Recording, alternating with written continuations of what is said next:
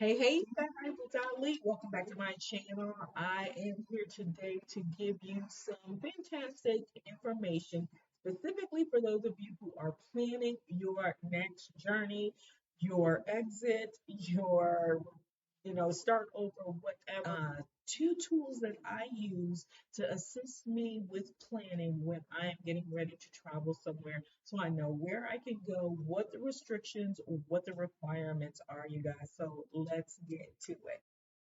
All right, you guys, as promised, here are the two sites that I recommend. The first one is airheart.com. As you'll see here, when you open it, it's a page like this. You're going to go and click right on Explore. Actually, we could click the drop down, select restrictions. And as you see, actually, let's go back really quick. As you see, they also have visas, so you can find out visa information as well. But this is one of the sites that I use to do my planning. So a lot of times when people ask me questions about rules and regulations, this is where I start. And the information I'm going to show you is also available in my travel course, along with some other tools that I use. So I will leave the link to the travel course in the description, but check this out. All right. So this is neat. It gives you a cool little map, and this map will show you where U.S. passport holders can travel and what some of the restrictions are. As you see, we're allowed in 212 countries. Who knew? And we're restricted from two. Let me show you this first. So you can click on vaccination status, where those who are not vaccinated are now allowed in 199 countries. So, only a year and a half ago, this number had dwindled. And so, this is one of the things that makes the next video live that I'll be doing so important when we talk about American privilege, right? So as a U.S. passport holder, we can go everywhere in green. But this is the cool thing, all in a what I consider like a bird's eye view, real simplified listing of every single country in alphabetical order and what the restrictions. So since I am currently in the Americas, we're going to come down here and on Brazil. In Brazil, we are allowed in. When you click on the actual country, it's going to give you what the summary of the rules are for entry. Travel is allowed with restrictions. Travel transit is allowed. Mandatory COVID test and mandatory masks is what it's saying. This was updated 15 days ago, and this is just giving you numbers on their count. Entry is restricted for unvaccinated. Policies: 5 days, recommended quarantine, possible mask, possible health assessment, one-time mandatory documents. Now, the reason this is important to know and to look through is because while something may say that you can get in, it's good to know if they're going to try to enforce you to quarantine. Travelers don't need a visa to visit Brazil for business or tourism. Now, if you want to know more about the visa process, here's the link to the government of Brazil. Type in visa.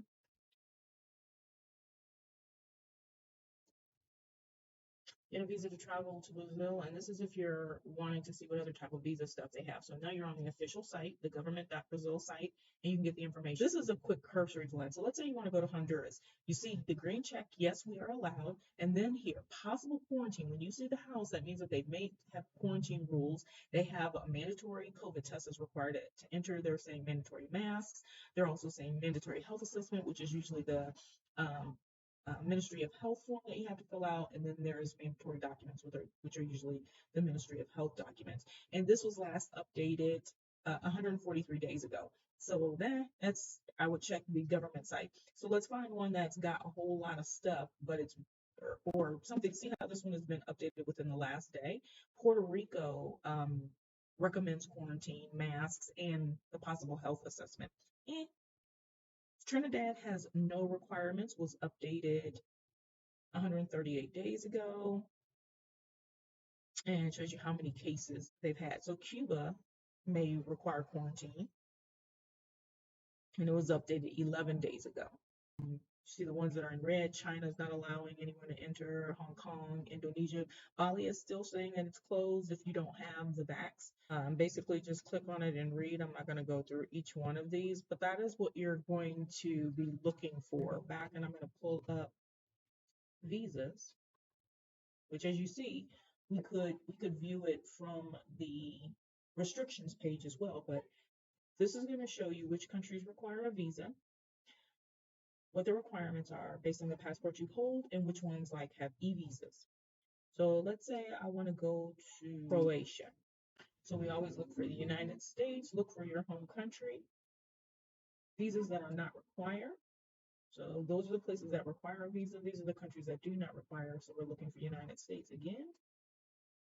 There we are. So United States, you are not required to apply for a visa for Croatia. And then you can click on Ministry of Foreign Affairs and get to the actual official site. So that is how you can get information about the respective visa that you are looking for, find out whether or not it is required.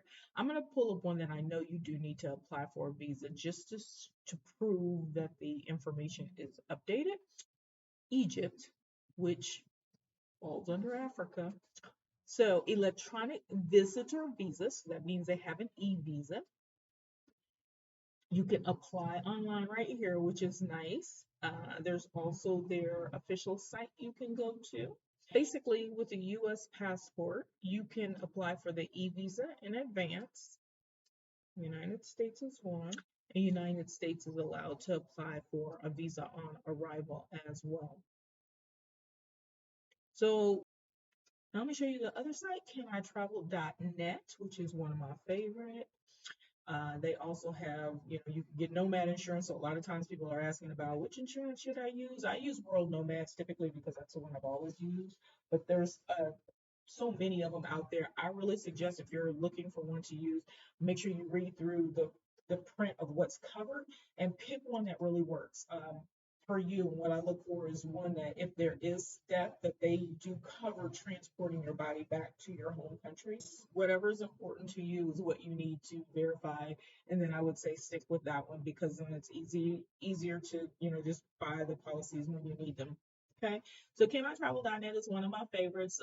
This is another one where basically you put in your where your passport is from. So if you're multiple passport holders, this is when you can finagle and see which one gives you the most leniency and freedom. And then you're going to basically say where you're flying from. So let's say right now I'm in Colombia. Now, this is the reason why this is important is because sometimes there's restrictions on not necessarily where you're going to, but where you're coming from. Let's say if you're in a place that has malaria or yellow fever, they will restrict you going to another place. They may not have the facilities in place to manage an outbreak. Okay, so keep that in mind. So I'm in Colombia right now. So anywhere else I would be going would be from Colombia, but I hold a U.S. passport. I'm going to leave it as everywhere because y'all know I like this. And I like to leave it as I am not vaccinated so that you can see what the difference is. Because for the most part right now, if you're vaccinated, you really don't have any restrictions for the most part. But you got to do your own research and check that out. This is what it's going to show you. It's going to show you where you can travel. As a U.S. passport holder, there's 248 countries. 226 of them are open, includes countries who have either no entry restrictions or no restrictions of movement upon entry, including non-restrictive requirements such as pre or post travel COVID testing, so on and so forth. Then there's 11 that are restricted and 11 places that are completely closed. And then you get a nice little view. Now it is saying that there are no restrictions in place for Indonesia on this site. So let's click it because the other one was red. This is why I use multiple sites. So we're going to search here Indonesia from Colombia.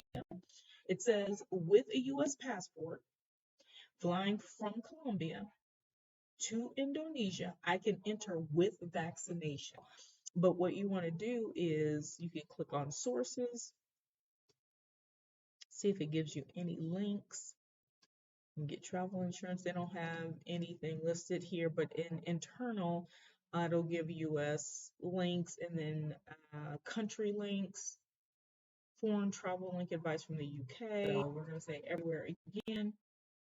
From Colombia, where can I go? Because as a nomad, I'm open to wherever, is interesting, someplace I've wanted to go to. Um, Germany is showing closed. Ghana is restricted. Senegal is open. Thailand is open. Now, Thailand is a good one to check because they had the regulations. So you don't want to just see that it's open. What you want to see is, okay, it's open, but what are the requirements to get in? So don't just go by, oh my gosh, it's green. So I can have a U.S. passport flying from Colombia to Thailand, and it says I can enter. A mask is required. All travelers from October 1, passengers will no longer be required to present COVID-19 related documents such as certification of vax or a test to enter Thailand. If you're fully vaxxed, entry requirements for Thailand are the same for all travelers. If you're not fully vaxxed, requirements for Thailand are the same regardless of COVID-19 status. So they are clearly stating that anyone is open to enter. And then upon returning, you want to always check to see you might not be going back where you came from. So you can do a different check there. But this is why I like these two sites. I'd actually be looking for the Thai embassy page because I know what that is.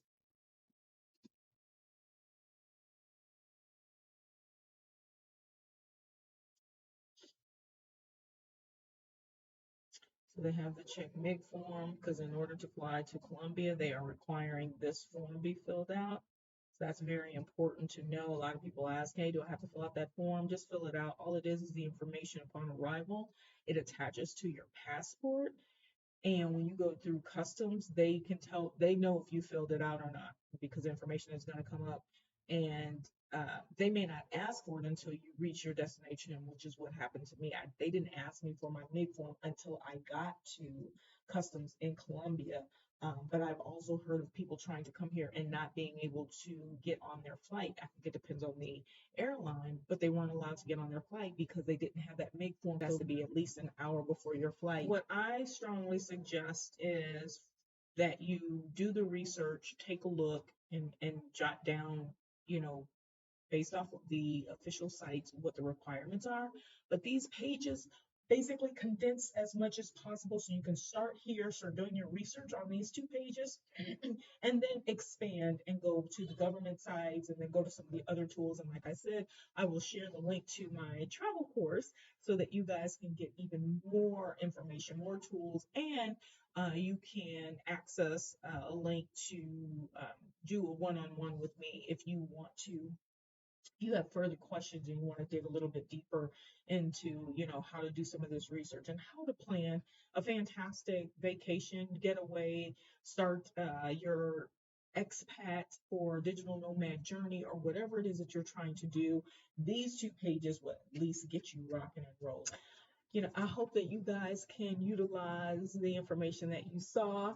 And if it was helpful, you guys do me a fantastic favor and click that subscribe button, that notification bell, and that like button, you guys. Share it with a friend. And then that way you'll get notified when I post a new video. All right, you guys. I will chat with y'all later. Y'all know the drill. Toodles and noodles. Peace and hair.